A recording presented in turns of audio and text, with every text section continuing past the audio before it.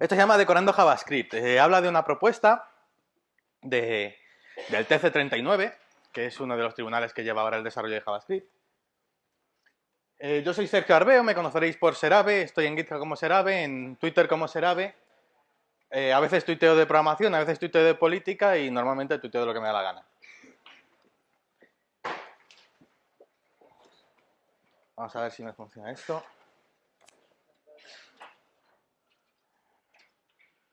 Aquí.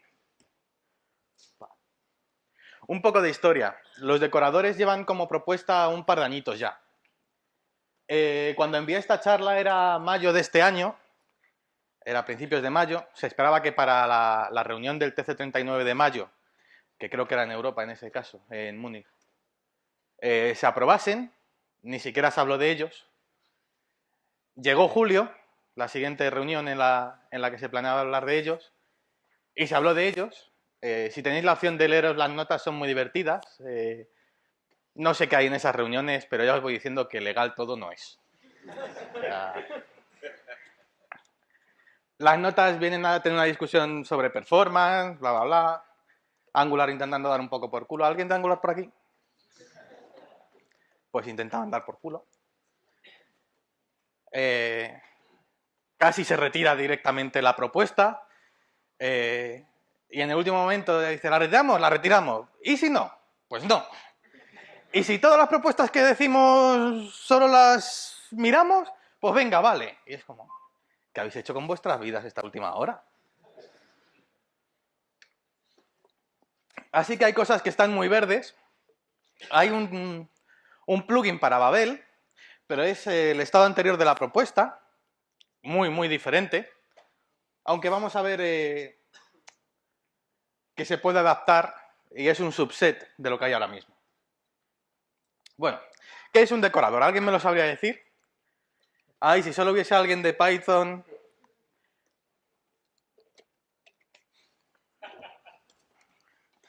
Un aplauso para este asistente tan guapo que tenéis.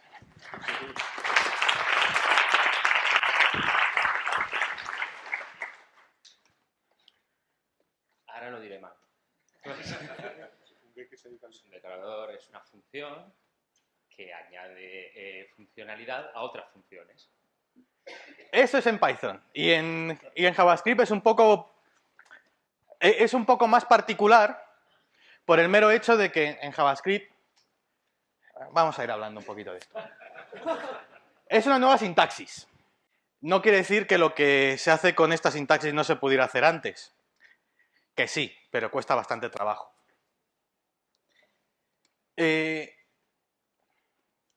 Vamos a ver un par de ejemplos. Podemos tener decoradores de clases y decoradores de propiedades de clases. ¿Alguien sabe por qué no podemos declarar una variable? Decorar una variable. Porque se llama aplicar función. Y en el caso de JavaScript no podemos decorar una función fuera de una clase porque se llaman funciones de alto orden, high order functions, y ya las tenemos. Entonces, los decoradores van a tener un sentido solo dentro de las clases. ¿Estáis todos familiarizados un poco con la sintaxis de ECMAScript 6? ¿Alguien? Bueno, esto siempre se me olvida. Tengo que hacer la pregunta en negativa porque basta con que uno no lo esté familiarizado para tener que explicarlo un poco. ¿Alguien no está familiarizado con esta sintaxis? Bien. ¿Ves? Una pista para lo que habéis levantado la mano. La respuesta a mi pregunta anterior era no. Pues las dos primeras líneas son imports. Supongo que programaréis en otros lenguajes y tendréis algo parecido. Importar paquetes, importar mierdas en general. Después tenemos clase, que es un poco de syntax sugar con unas características extra. Y en este caso la línea que hay debajo de la flechilla es una propiedad de instancia. Esto aún no sé si está ya aprobado como sintaxis o no. Lo utilizo igual. Y la última línea es export. Un export default es lo que exportas por defecto del paquete. Esto sería un módulo de ECMAScript 6. Está en modo estricto No, tranquilos, sí espero. Que sería lo que exporta por defecto el módulo. Tiene modo estricto, bla, bla, bla. Si no, creo que el año pasado había charlas de esto a cascoporro. Bueno, ¿y qué es la sintaxis? Todo esto es sintaxis válida. ¿Vale? Foo con unos argumentos, foo.var, foo.var unos argumentos, foo.var.path y lo mismo con unos argumentos, ¿vale? Y todo esto tendrá que evaluar a una función que veremos que tiene que cumplir después. Ahí no vais a ver ni el tato, ya os lo voy avisando. No es porque yo no quiera, yo os pondría una de estas pantallas ahí sin problema, pero lleva tiempo y no soy muy manitas. Vamos, os iba a dejar la habitación. Muy decorada. Sí, sí. Va a tener que pasar el Garbage Collector por aquí. Sin embargo, ahora ya, estamos llamando a una función sin más. Esto no es válido. No podéis llamar a una función y del retorno utilizar algo. No podéis llamar a una función que sea devuelta como propiedad del valor de retorno de otra función. No podéis utilizar corchetes. ¿No? ¿Mal? Y lo mejor de todo es que en la propuesta te sale... No, si esto no es por problemas de gramática, es porque no... ¿Que no? A ver, las propuestas tienen un formato particular. Tienen que escribirse en ECMARKUP o ECMAMARKUP. Otro markup de mierda más. Bueno, spoiler alert, soy mal hablado. Digo los tacos de puta madre, eso sí. Entonces, esas son limitaciones. Los decoradores en sí, si nos ponemos un poco estrictos, en JavaScript no van a ser funciones. Son expresiones que evalúan a funciones. ¿Vale? También se dice que se considera, por petición de Angular, cambiar la arroba del principio por ampersand. No, ampersand no, hashtag, la almohadilla. Lo de los móviles a la izquierda. Para los que nacisteis después del 95 no os vais a enterar de esto.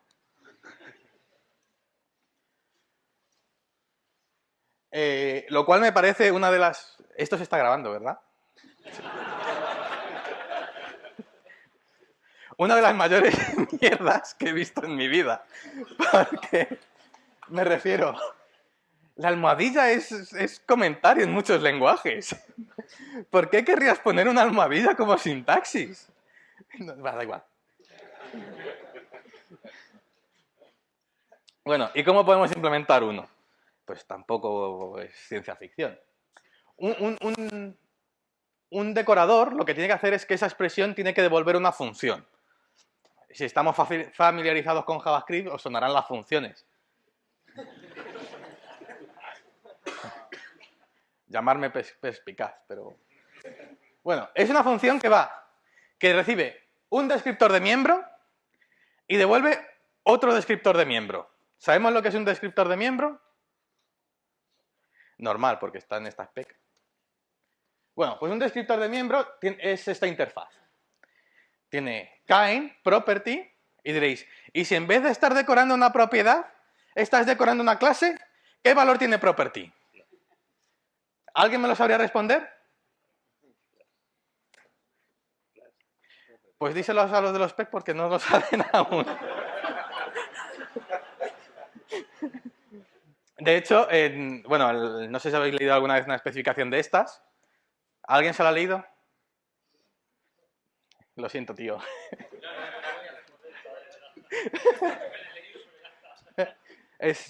Bueno, la especificación de JavaScript es muy entretenida, son unas 600, 700 páginas, increíbles. No os cuento el final.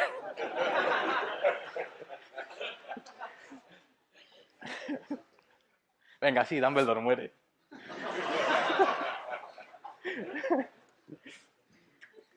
Después, bueno, tendríamos el kind property, es de esperar que la clase sea class, pero se espera. Key, que sería la key de lo que estás decorando. Si es estático o no es estático. Y el descriptor, que es un...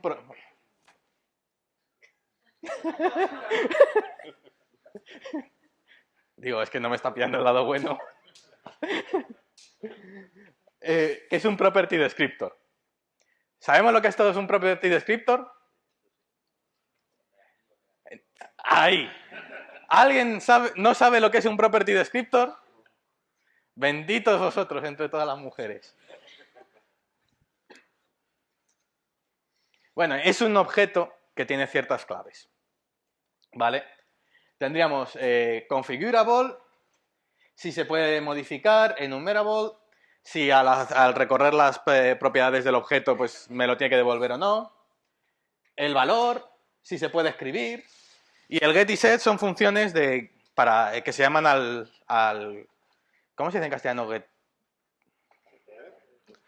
Get al leerlo y al escribirlo. Yo nací en Madrid, pero estas cosas son muy jodidas de hablar en castellano. Os pongo un ejemplo de un getter, por si no lo habéis visto la vez en la vida. Tienes un objeto, tienes el get hola, que devuelve un math random, y haces a.hola. Si os fijáis, no es que me haya equivocado, que seguramente en algún código me haya equivocado.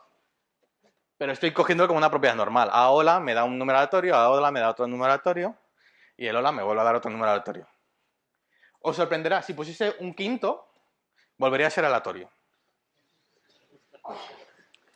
Vamos a escribir nuestro... Hostia, esto es súper enano. ¿Veis en la última fila? Bueno, ahora van a aparecer recuadritos que lo mismo os va a decir dónde mirar y dónde no ver. Bueno, vamos a crear un pequeño validador. Un validador va a recibir un predicado. Un predicado es una función que devuelve un booleano o cuyo valor de retorno lo vamos a tomar como un booleano. Yo me iría para miraros por allí, pero es que si me paso de aquí me salgo de la cámara. No es que nos quiera, es que no os conozco.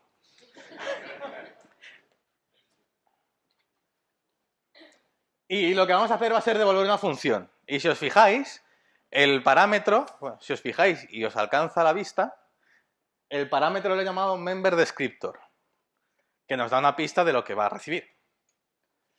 Entonces, para hacer un validador solo me va a interesar el descriptor. Y me diréis, ¿y por qué no has hecho el destructor indirectamente en los argumentos de la función? Y es como, porque esto es un código de una transparencia, no un código que vaya a pasar a producción. Entonces me interesa recalcar que es un member descriptor lo que viene. Esto es para las preguntas de después, que alguien no me la haga. Entonces, vamos a coger y vamos a decir, alguien me dirá, pero estás modificando el descriptor in place. Mal, Sergio, mal. Y sí, pero otra vez lo intenté sin modificarlo in place y el código se me salía. Entonces, peor. Pasad, se puede pasar.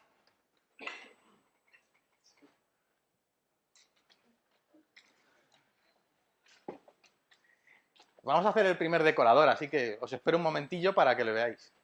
Si estáis buscando a alguien, decidme el nombre y...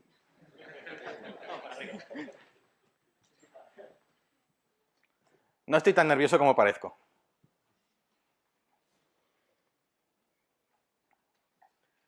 Bueno, lo primero que cojo es creo un símbolo. ¿Sabéis lo que es un símbolo?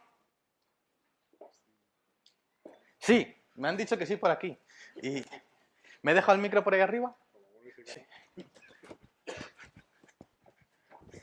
Hola. ¿Estáis cómodos?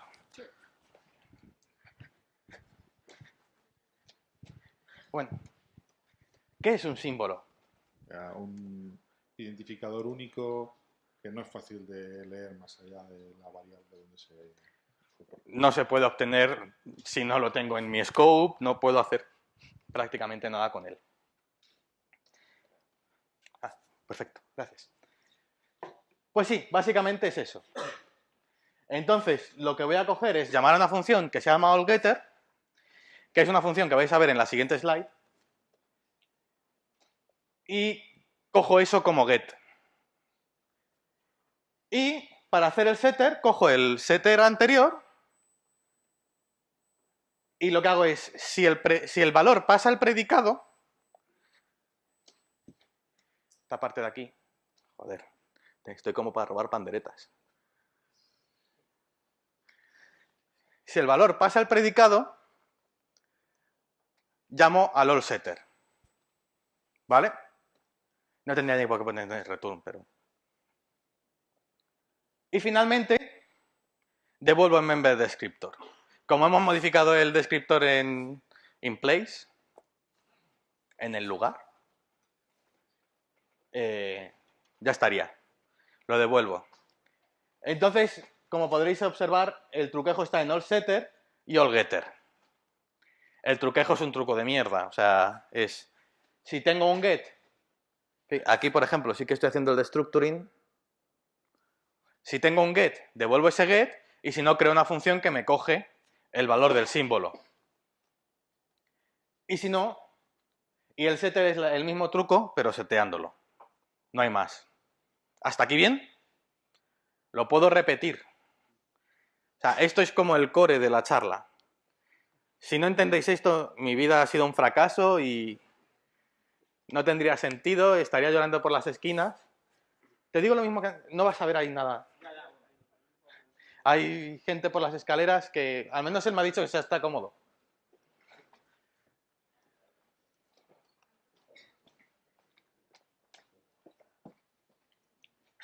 ¿Alguien sabe por qué estoy haciendo esta función? ¿Alguien se lo imagina? La gente de la primera fila se está dando cuenta que si les escucho, les llega un micrófono y se están empezando a callar. Yo imagino que el siguiente paso es enlazar ese código con una arroba. Sí, pero ¿por qué estoy haciendo toda esta mierda del allSetter? Porque es un código feo. Bonito no es.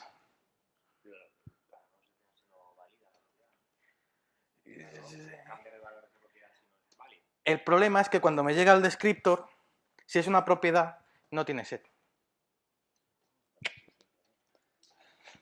Entonces me lo tengo que inventar. Y tampoco puedo decir, oye, pues seteame esta variable. No, porque ahora tiene ese descriptor, así que no me va a llegar a eso. Entonces lo oculto detrás de un símbolo y... Ah, me podéis preguntar cuando queráis. No, es que uno de los grandes problemas que tienen los getters y los setters es que solo se puede hacer esa intercesión una vez. O sea, tú no puedes hacer un getter y después otro getter y después otro getter. Entonces, si tienes múltiples anotaciones sobre un elemento... Después vamos a ver qué pasa cuando tenemos varios decoradores. Por cierto, anotación es el nombre de que reciben los decoradores en otros lenguajes. Creo que Java, por ejemplo, no, en César creo que se llamaban atributos o interfaces o algo así. ¿Alguien de .NET por aquí? Lo siento.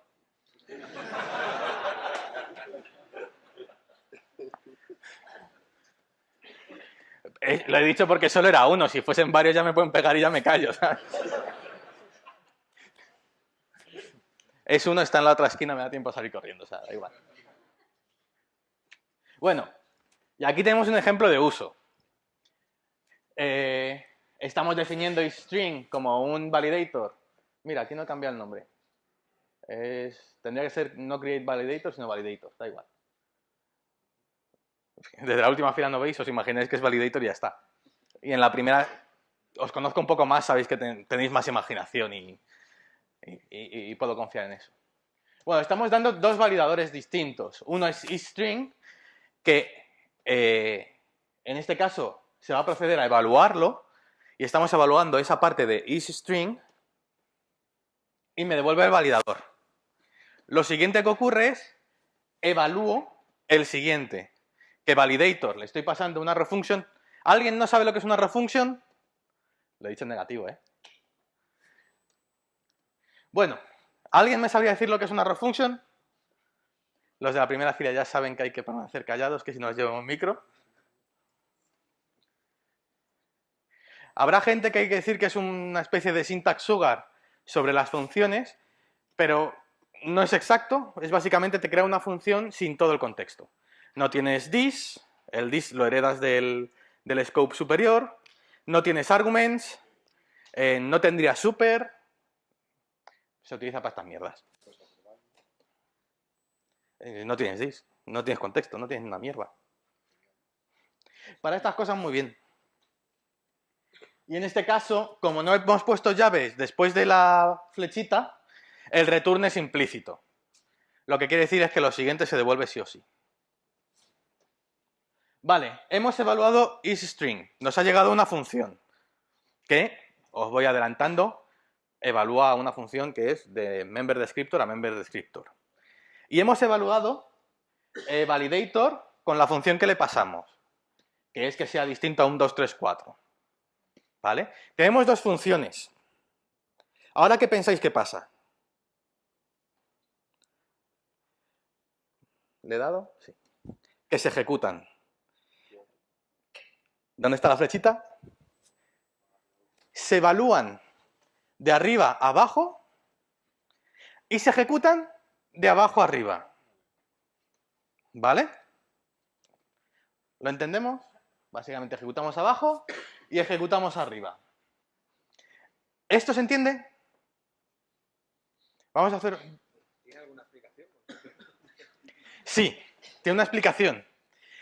Puede parecer extraño el sentido de que se ejecute primero la de abajo y luego la de arriba, ¿vale? Pero tú imagínate que en vez de tener arroba isString y arroba validator, tienes isString paréntesis, validator paréntesis, función. Clase de teoría de la programación. Hay dos órdenes aplicativos.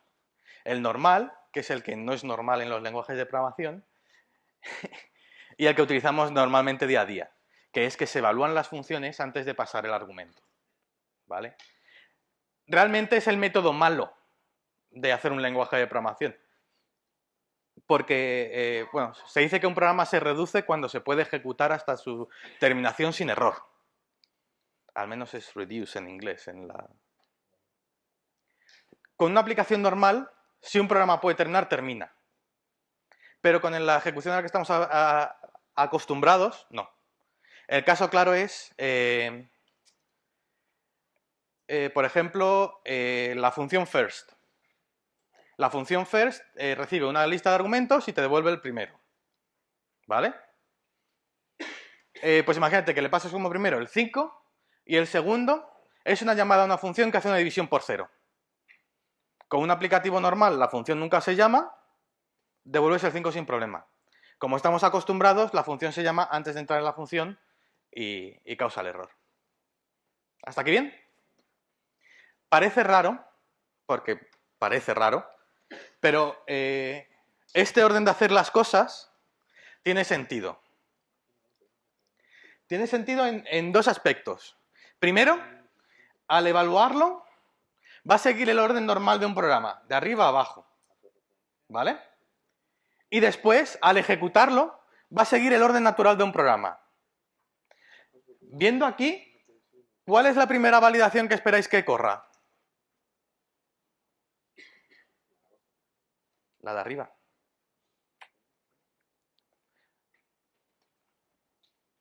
¿Vale? Porque al eval... Vale, un momento. Vale, vamos a coger. Tenemos password. Y ese descriptor llega al resultado de evaluar validator, bla, bla, bla. Y decoramos la función. Decoramos el descriptor. ¿Y qué hace? Creamos un nuevo get y un nuevo set que le asigno el valor y cojo el valor y seteo el valor si pasa ese predicado. Y ese es el set de la propiedad hasta ahora. ¿Vale?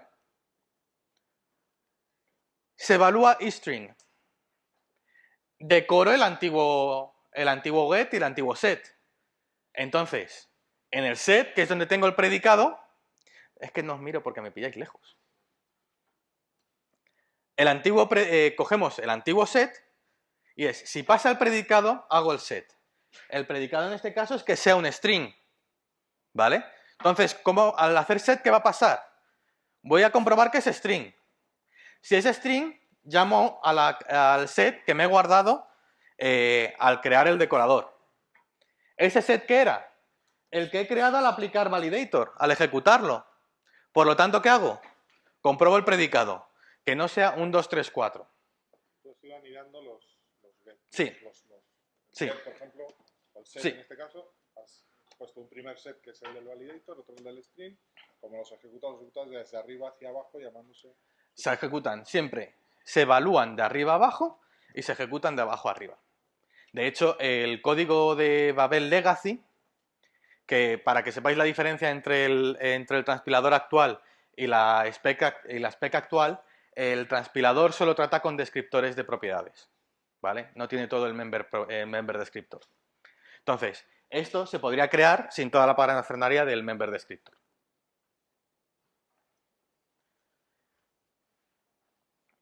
¿Hasta aquí bien? Si hay algo que no, es el momento de hablarlo porque esto es lo más jodido del tema. Lo siento. Una vez que pasen esas validaciones, lo que ya sería cuando se hace. Sí. Y por eso tenemos ese segundo caso, al tener el allGetter y el allSetter, de crear un setter por defecto que asigna una propiedad que hemos pasado en el validator. ¿Ok? Por supuesto podemos modificar la propiedad. O sea, ¿no? Si en vez de validator, que es lo que estás haciendo, fuese transformator, ¿no? Ahora miraremos porque hay dos miembros, no sé si os habéis dado cuenta en la interfaz de member descriptor que no he explicado. Y hay dos miembros que son interesantes. No puedo hacer un código que sepa que vaya a funcionar porque ya transpilar esto a pelo es un poco complejo, pero sí que nos va a permitir hacer cosas como las que vamos a ver al final. ¿Vale? Entonces, si todos hasta aquí bien, entre jiji y jaja, si os ha quedado algo, por mí perfecto. Si no, es el momento de decirlo. Lo digo porque si no tengo que darle muy para atrás y... Nos ha surgido una duda aquí. Dígame.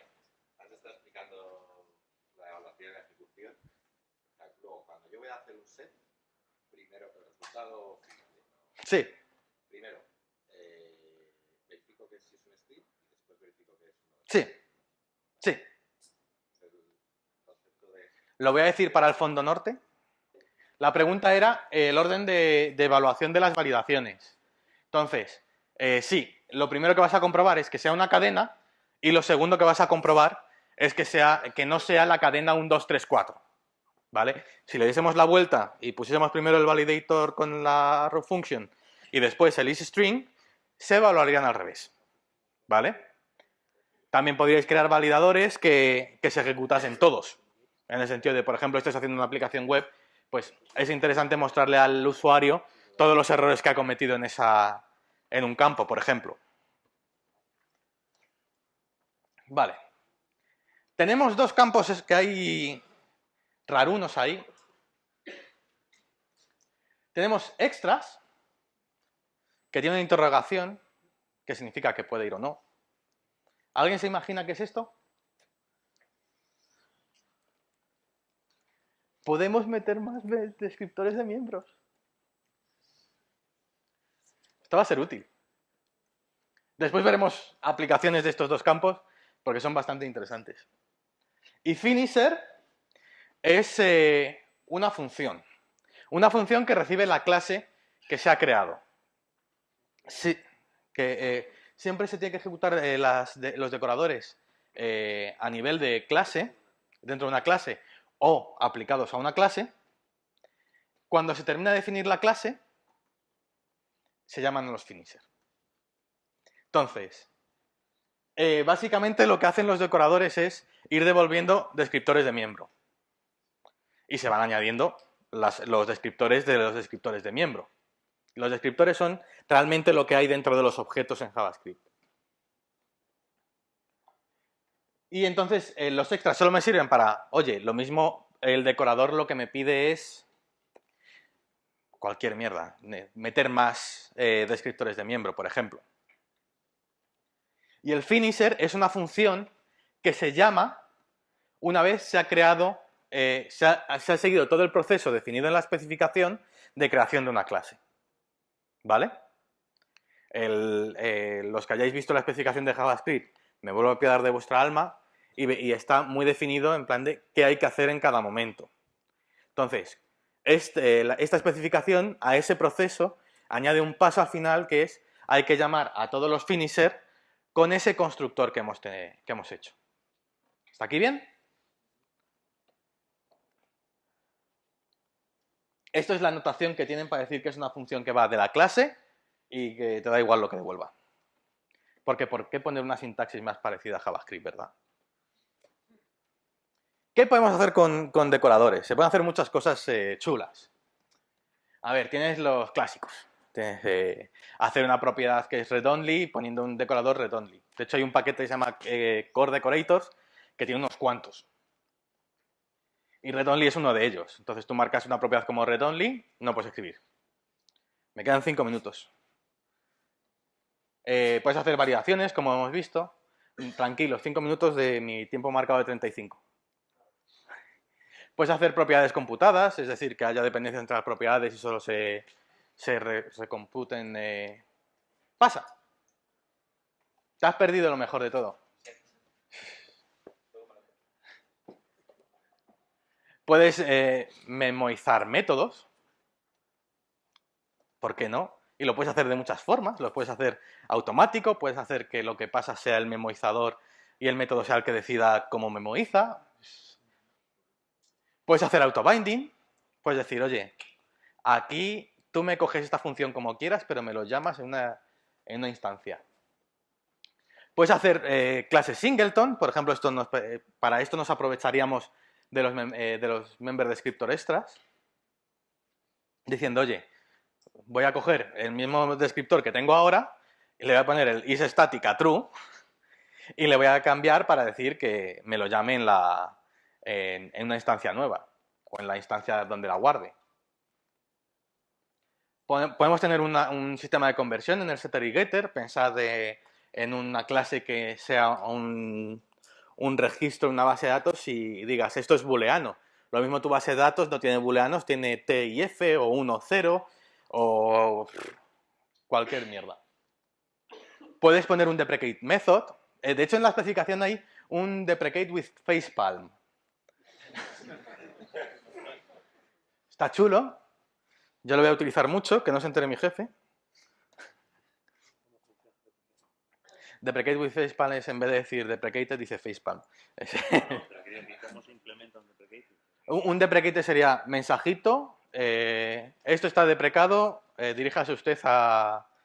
Por ejemplo, en Ember, estoy muy metido en la comunidad de Ember, tienes un método deprecate que tiene una asignatura y eso automáticamente te genera una URL donde tienes la guía para resolverlo. Es más sencillo marcarlo como deprecated, que eso lo puedes parsear fácilmente y puedes decir, esto está deprecado. Un debounce y un throttle. Puedes mapear el valor de retorno.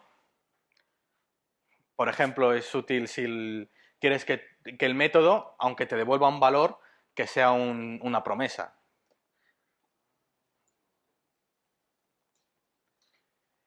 Pero esto tiene... me falta... ¿Puedes poner una cosa? Sí.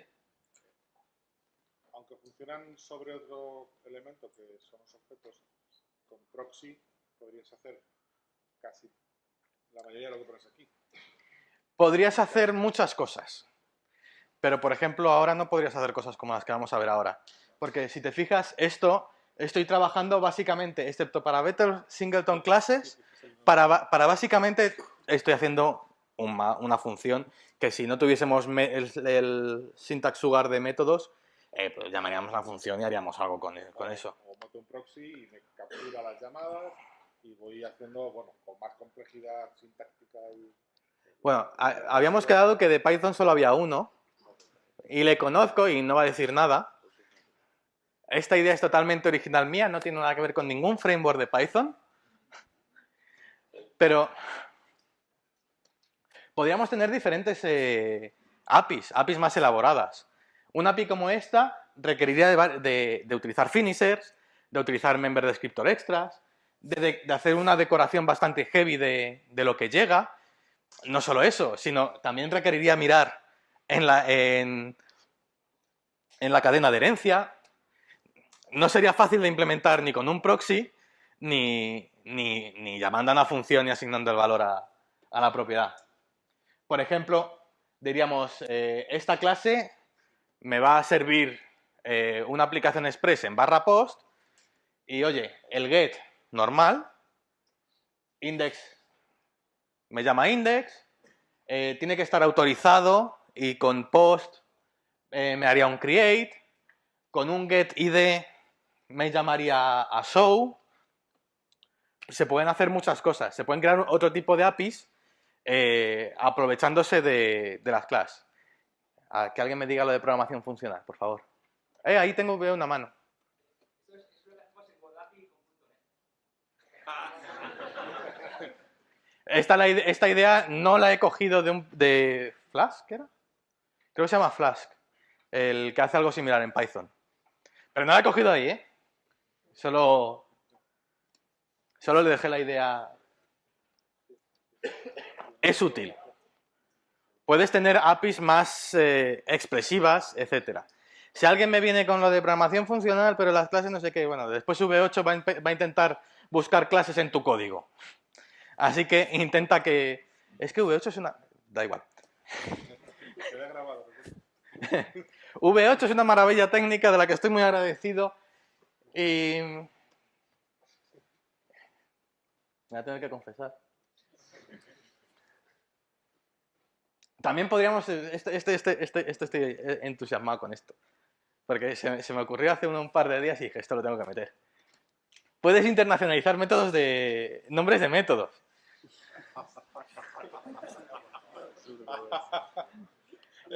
Eso es lo que estaba buscando. Absurdo. ¿Por qué es absurdo? Pues porque un contrato tiene que ser fijo.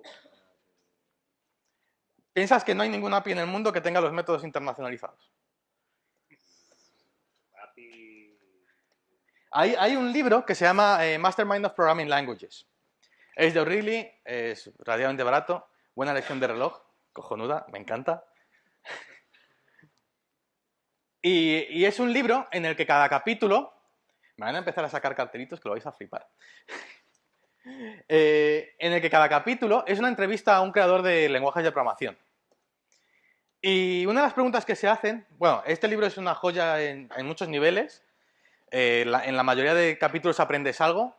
En la del creador de Basic piensas que la pena de muerte no está tan mal para ciertas cosas. Que no estoy diciendo que se tenga que morir ahora el de Basic. El daño ya está hecho.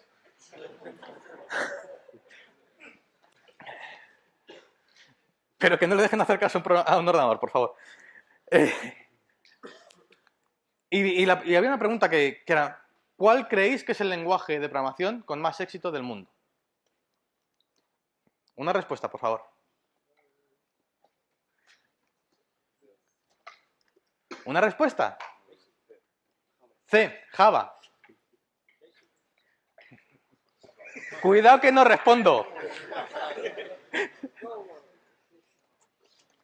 La mayoría respondía Excel.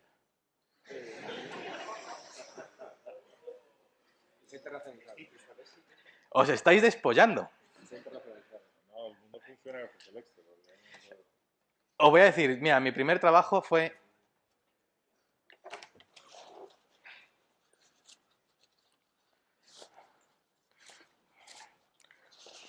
Es que estas cosas se hacen normalmente con un contraluz y viendo solo la silueta. Mi primer trabajo fue en Indra.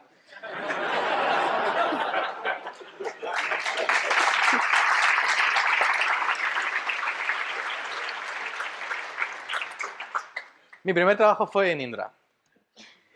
Y era una planta llena de gente picando código. Qué raro, no eran mis... hay un compañero de esa época en Codemotion, pero se ha ido de la charla antes. Serán de Indra. y joder, todos los que estábamos allí picábamos código, más, menos. Había gente que era especialmente creativa, llamémoslo así. Y estaba la secretaria. La secretaria tenía un Excel que yo tardo en hacer una aplicación que haga eso. Esa secretaria con X, con Y y con no sé qué otra letra, te llevaba toda la cuenta de toda la planta. De vacaciones, de días que no ha venido. Esa señora no sabía programar. Y utilizaba Excel que daba gusto. Excel es una puta maravilla. Sabiéndolo utilizar bien para lo que hay que utilizar. Pero... Y sin embargo, el API está internacionalizado. Si tú tienes Excel en español, tú pones suma, no pones sum. Pero no solo nos tenemos que ir al Excel. Hay programas como GeoGebra. GeoGebra es un programa de geometría dinámica. Es educativo. Y como tal, está pensado para que lo utilicen niños. Y para que los niños descubran cosas. Ese programa tiene comandos. Hay cosas que no es fácil hacer pinchando y arrastrando. Tiene comandos. Y esos comandos están internacionalizados. Porque lo mismo pedirle a un niño de 6 años que te hable de geometría en inglés, no es lo primero que quieres hacer si lo único que quieres es que aprenda geometría. Por eso me llamó la... Tienes sum, suma, batuqueta, si hay un vasco lo entenderá. Suma, en euskara. No hay más. Hemos cogido ya la matemática. Sí. Ah, no sé si lo he dicho al principio. Yo es que soy desarrollador, soy matemático y soy troll. Supongo que lo habréis deducido. De hecho, en mi puesto actual lo pone. Sí, ¿no? Era desarrollador y troll. Bueno, podíais preguntar durante la charla, pero si hay alguna pregunta ahora, no sé cuánto tiempo me queda, creo que 2 minutos. Yo repetí la pregunta. Es que mucho hablar de idiomas, pero al final no me ha respondido la pregunta. ¿Qué pasa cuando tienes un atributo ya decorado con un getter? Por ejemplo, eso pasa en Polymer, que Polymer hace autobinding con esa estrategia, no con Sí. anotaciones, pero así, y entonces ahora quieres hacer una anotación. Eso se da de hostias. No sé cómo lo implementa Polymer. No, es con un getter. O sea, ¿qué pasa cuando tú recibes un código que tiene un atributo ya con su getter? Vale, hay un problema con los getters y los setters. Si os habéis fijado en la interfaz, no tenemos un descriptor para get y un descriptor para set. Entonces, si tú tienes en tu clase un get bla bla bla y un set bla bla bla, solo puedes decorar un property descriptor. Esto no es una limitación de los decoradores, es una limitación de cómo está implementado JavaScript. Es decir, Claro, por eso digo. entonces, habría que ver en qué parte está haciendo Polymer la magia para saber qué pasa. Porque si es algo que hace a posteriori, ¿vale? Por ejemplo, Ember te hace un análisis de las propiedades de tu objeto para saber si tiene que hacer algo o no. Si lo hace a posteriori de crear la clase, va a ocurrir después del decorador. Lo que hace es un getter. Entonces, Si tú has, objeto, get, bla, bla, bla, o sea, te hace un getter con un define properties. Exactamente eso es lo que hace. si haces un define property, lo tienes que hacer a posteriori. Claro, sí. Pues ya estará decorado. O sea, va a ocurrir después de. Sí, pero bueno, luego Necesitaría ver el código, o sea, si después lo podemos ver con un cacho de código, en plan de se hace así, pero la evaluación es esa, no hay más misterio. Habría que ver dónde se ejecuta el rol otro y te diré. por algún motivo solo en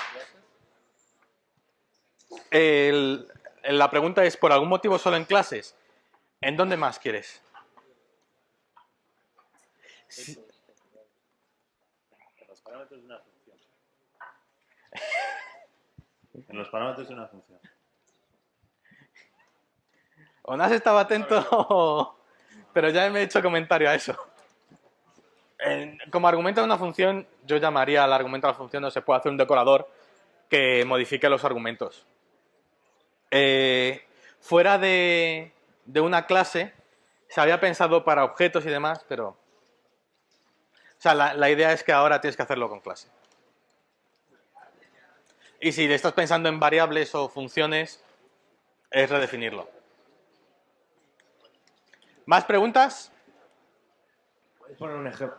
¿Puedes poner un ejemplo de lo de extras, que lo has mencionado pero no has dicho para qué valía? O no me he enterado. Por ejemplo, quieres crear el método sum, pero también quieres añadir el método suma, porque tu locale ahora es español. Pues devuelves el member descriptor con la función original y devuelves otro member descriptor que cambies el key a suma.